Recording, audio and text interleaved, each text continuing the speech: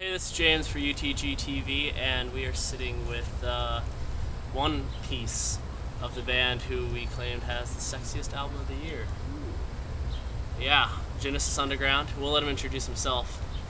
I'm Brandon Wronski, and I play for Alaska. Yeah, and their album is fantastic. It just came out earlier this month. It did. Finally. Yes. Took a little bit, but it's finally out. How do you find the reaction's been since Yellow and Elephant? The reaction's been phenomenal. They're like absolute punk, as has said a lot of good things, and usually they tear bands apart. So I was really stoked about that, and everything's going great with it. It's awesome. So stoked. Now, I had trouble when I was trying to put you guys into a genre. Mm-hmm. So how would you tell someone about Alaska's sound? Basically, I would say, especially for Genesis Underground, you gotta listen to the whole thing front to back as a whole, and you might have to listen to it a couple times. I don't think you can get it. I feel like if you listen to just one song, you're gonna be like, oh, they sound like this. Like if you listen to a song like Roll Right Over, you can say it's like that.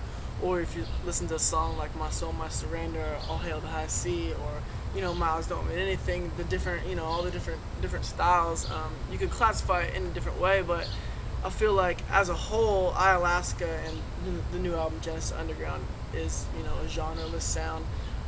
I always say like the genre is going to be a thing of the past and the music of the future.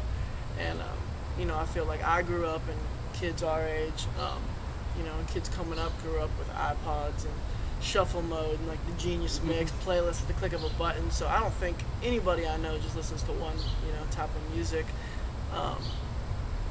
So yeah, I don't know. So on the album, we have a lot of appearances from Verbs. Who's Verbs? Verbs. We met. He was the rapper Merz's hype man, and our manager met him, and we just been talking, and I've been doing some writing with him, and I was just like, hey, you wanna do some stuff? And he just came down to the studio one day, and we have 2 rooms going when we were in the studio with Matt, and I just went in the back room and recorded him, and he wrote, his little pieces, and I had some tracks I wanted him to do stuff like. Just kind of worked out. Now, speaking of like the sound of the album, I think it feels very laid back a lot of the time. It has a very relaxed feel. I'm trying to remember what track it is. It's really bad interviewing me to not remember.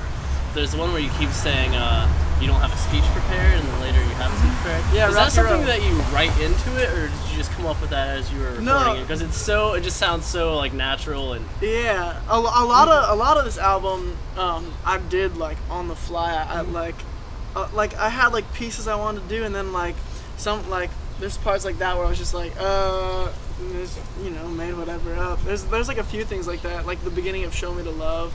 I just made up, and there's like a bunch of just random stuff that I just, I get into like different characters, I guess, when we do different songs, and the characters change throughout, the album, and it just kind of comes out, I guess. I think it really adds to it does make the album feel like, it feels more personal that way. I don't know, I feel like it doesn't make it seem like it's so overproduced like so many albums. Yeah. In fact, my mom said it sounded like Justin Timberlake. Oh yeah. Which, you can take that as. I love Justin Timberlake. Absolutely. I get why she says that, like just the speech thing. So kudos on that. So. Now, before you did Alaska, some of you are in another band. Yeah. Correct? Yeah. Cameron and I, we've been playing since we were in like 7th grade together, and we were in a band called Dead Letter Diaries, and we were like, I don't know, we played all through high school, and Chase, our piano player and guitar player, was actually like our guitar tech, and like he was like, I want to be in your band, and we're like, well, like I play guitar in there, and I sang, so I was like, we don't need another guitar player, but I was like, you can be our tech. So he would just like string our guitars and whatnot, and then we decided to kind of change the name, change the style of music. I wanted to do like more, of what Alaska is now, and I guess kind of over time the members changed and evolved, and then into what it is now. Into Alaska, yeah. Now, was there ever a release from Dead Letter Diaries? Did you guys ever we had a few releases, but we were never signed or anything, so we just kind of did it all on our own. Because it's one of those things that you hear rumors of this band before, but it never surfaces. Yeah. we had a lot of stuff, but we just kind of, we did like some small touring. Like we toured with this band Yesterday's Rising. He used to be on Fearless, and we toured with Scaring Kids a little bit. Never anything. Now, how did you come to know Fearless? How did you guys get in contact? We were doing a lot of label showcasing off Yellow and Elephant, talking to a lot of labels, and Fearless came to one of the showcases in Hollywood, and they just really got like the whole thing. A lot of the majors wanted us to just choose, you know, one style or the other. They didn't. The thing was that they didn't care which one. They didn't care if it was the more R&B, hip hop, or if it was the more cinematic, like rock stuff. So you have to choose one because we can't market you in both. And I was like, that's stupid. And I was like, you know, Fearless really got that. And Bob from Fearless, the president, he's just awesome. He understood it. And he's a great guy. First time I walked in, just, you know, you get the vibe. So they got it. The rest is history, I guess. Rest is history. Now, you guys have been on the road for a minute now as well. Mm-hmm. And when you talked about how the album kind of works in a very cinematic form from beginning to end. So how do you bring iAlaska live? Live, it's a whole nother thing. I mean, again, like the character piece is a big, you know, part of the live show. I don't know, like eventually I would love to tour with a whole full orchestra, like bring the whole timpani, sound. Yeah, like 30-piece orchestra. But you know, for now we just have an iPod track with our string ensembles on them, and you know, just play. I feel like our live show, you know, I always have a really fun time playing. Get to release, you know, a lot of stuff on the stage, which is cool. Now, do you try to stick with a more upbeat live show? Because I mean, your tracks kind of waver between being a little bit more cinematical and heavy. So I mean, are you guys playing the poppier stuff when you play live? We kind of tailor it to what tours we're on. For this tour, with the Cab and the Somerset, Rocket to the Moon, we're doing, you know, a few of the more hip hop, pop and R&B songs. But we still definitely are playing, you know, A Knee Never Flies, cinematic, and Storm the Child's Fountain, some of the more cinematic songs too. So you kind of want to blend, you know, the kids something like they can kind of familiarize with, and then teach them something new, so then they start to get the full vision, you know. Yeah. You got to ease people into it. So this Cab tour has 18 dates left, I believe. About that. So what's next?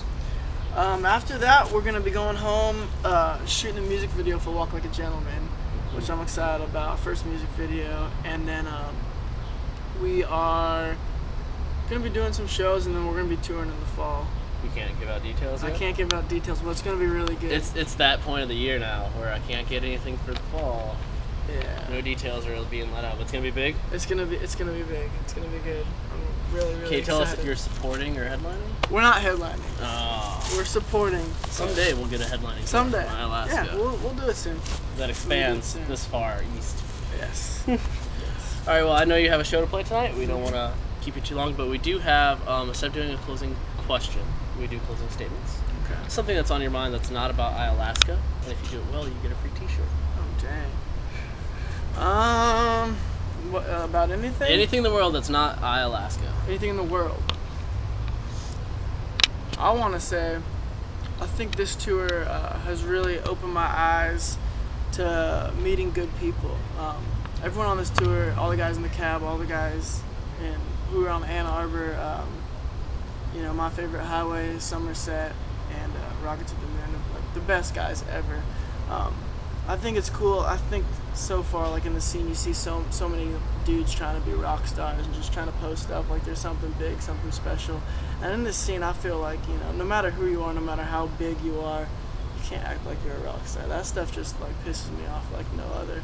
And I want to put out there that like everyone's just a normal person, you know. So kids at home, don't think you see a band, they're anyone special. Like everyone's on the level. That's what I want to say.